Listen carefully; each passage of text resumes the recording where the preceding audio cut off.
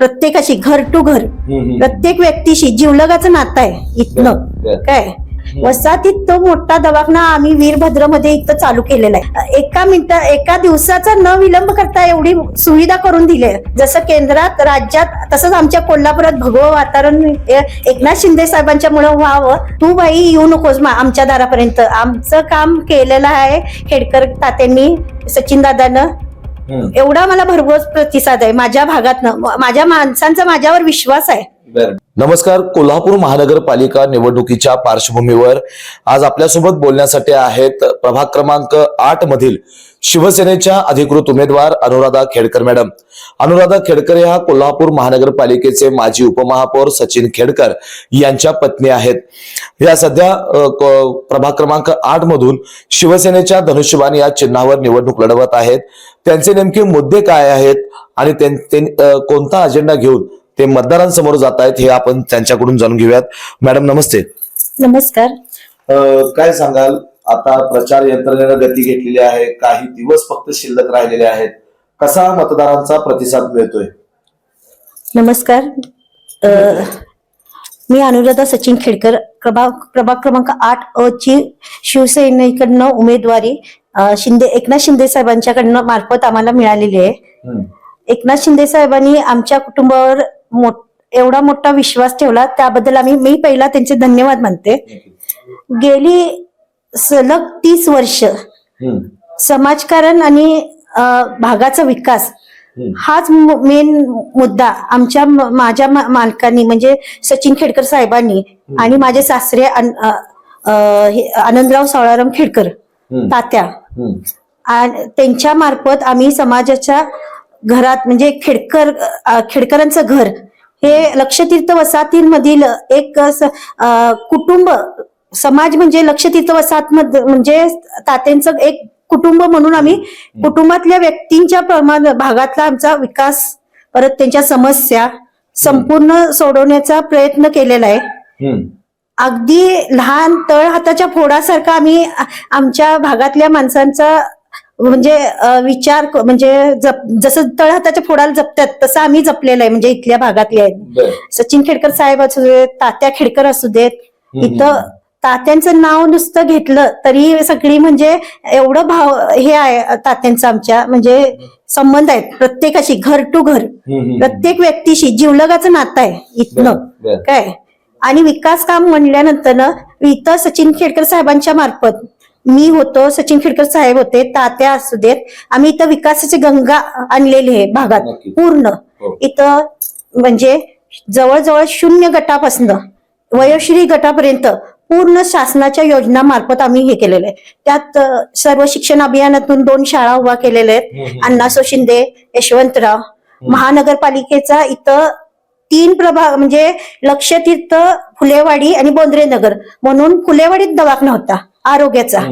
तरी पण आम्ही भागात सोमवार गुरुवार रुग्णवाहिका होती आमची म्हणजे इथल्या भागातले आरोग्याचे म्हणजे तपासणी करणारा फिरता दवाखाना होता. तो फिरता दवाखाना करत करत आमची मागणी होती आमच्या वसाहतीत दवाखाना पाहिजे. गोरगरीब लोक आमची कुठे जाणार. वसाहतीत तो मोठा दवाखाना आम्ही वीरभद्रमध्ये इथं चालू केलेला आहे. आता जवळजवळ 15 वर्ष त्याला लागलीत. म्हणजे सरकारी काम असते त्याचा पाठपुरावा योग्य ते करून सचिन खेडकर साहेबांनी त्याला योग्य दिशा देऊन पूर्ण तिथं चालू केलेला आहे आज दवाखाना आमच्या वसाहतीतील लोकांसाठी. आणि वसाहतीतील बायका ह्या एकनाथ शिंदे जसे महाराष्ट्राचे भाऊ आहेत, सगळ्या लाडक्या बहिणींचे भाऊ आहेत, तसेच सचिन खेडकर साहेब इथले लाडक्या बहिणी आहेत, सगळ्या सचिन खेडकरांच्याच आहेत. ह्याच्या मार्फत परत एकदा आमच्या खेडकर घराण्याला लक्षतीर्थ वसाहतीतील सेवा करायला एक संधी द्या. परत एकदा पुन्हा एकदा सचिन खेडकर साहेबांची इच्छा होती. सचिन खेडकर साहेबांच्या माग हा प्रभागाची जबाबदारी त्यांनी आम्हाला द्यावी असं मी माझ्या जनतेला आवाहन करतो. नक्कीच. एकनाथ शिंदे साहेब जे आहेत तुमचे शिवसेनेचे नेते, यांच्या कामाचा किंवा त्यांनी केलेलं जे काही काम असेल किंवा त्यांचा स्वतःचा किती प्रभाव या निवडणुकीवर पडेल असं वाटतंय? नक्कीच 100% प्रभाव पडणार. एकनाथ शिंदे साहेब 24 तास उपलब्ध आहेत. सर्वसामान्य तळागाळातल्या लोकांपर्यंत ते पोहोचलेले आहेत. जसे आमचे खेडकर साहेब आहेत तसेच एकनाथ शिंदे साहेब आहेत. मेन म्हणजे महाराष्ट्रातल्या गोरगरीब जनतेचं आजपर्यंतच म्हणजे त्यांनी पूर्ण उत्साहानं, म्हणजे उत्साह असू दे, जबाबदारीनं पूर्ण काम म्हणजे आता हाताळलेलं आहे. लाडक्या बहिणीची योजना असू दे, मुलींना सर्व शिक्षण अभियान, मुलींचं शिक्षण असू दे, मुलींच्या डॉक्टर, इंजिनियर, सगळ्या सर्वसामान्य आईची इच्छा असते माझी मुलगी ह्या क्षेत्रात जाऊ दे, माझी मुलगी त्या क्षेत्रात जाऊ दे. त्यांना फी भरता येत नाही, ते एकनाथ शिंदे साहेबांनी, परत आमच्या चंद्रकांत दादांनी एका दिवसाचा न विलंब करता एवढी सुविधा करून दिली. आजपर्यंत असं भूतो ना भविष्य असं एकनाथ शिंदे साहेबांच्या मार्फत हे महाराष्ट्र संपूर्ण सगळीकडनं विकास, आणि ह्या विकासाचा जोड आम्हाला जसं केंद्रात, राज्यात, तसंच आमच्या कोल्हापुरात भगवं वातावरण एकनाथ शिंदे साहेबांच्या मुळे व्हावं. आणि सगळ्यांचा प्रतिसाद 100% आहे. सगळ्यांना एकनाथ शिंदे साहेब आम्हाला पाहिजेत, कारण का आमची तळागाळापर्यंत एवढी रेशन असू दे तुमचं, आजपर्यंत धान्याचं हे मोफत सुविधा 5 वर्ष सलग आता, आणि एक लाडकी बहीण योजना आता 1500चा हप्ता होता, त्याच्या पुढे आता 2100चा येणार आहे काय. आणि ह्याच हप्त्यावर 1500च्या हप्त्यावर स्त्रीला स्वतःच्या पायावर स्वतःचं बलवान म्हणजे स्वतःचं कर्तृत्व सिद्ध करण्यासाठी स्त्रियांसाठी त्यांनी पाठिंबा दिलाय भावासारखा. आपलं घरातलं स्त्रीचं बळकट स्थान केलेलं आहे पूर्ण घरात काय. मग त्यामुळे 10,000चं आता लोन दिलं त्यांना, 1500च्या वरती 10,000चं लोन, त्याच्यानंतर पुढचा टप्पा 1 लाखाचं लोन, अशा वेगवेगळ्या मंजूर होऊन आता स्त्री भक्कम झाली, एक स्त्री भक्कम झाली तर सगळं कुटुंब सुधारते. त्याच्याप्रमाणे एकनाथ शिंदे साहेबांचं मी पूर्ण आभारी आहे. एवढं जनतेपर्यंत एवढं मोठं मोलाचं सहकार्य त्यांनी दिलंय आणि काम केलंय. अशा सदिच्छा राहू दे त्यांच्यावर. नक्कीच. आता या निवडणुकीच्या निमित्तानं तुमच्या आता 2 दिवसावर मतदान होत आहे, काय मतदारांना आवाहन कराल?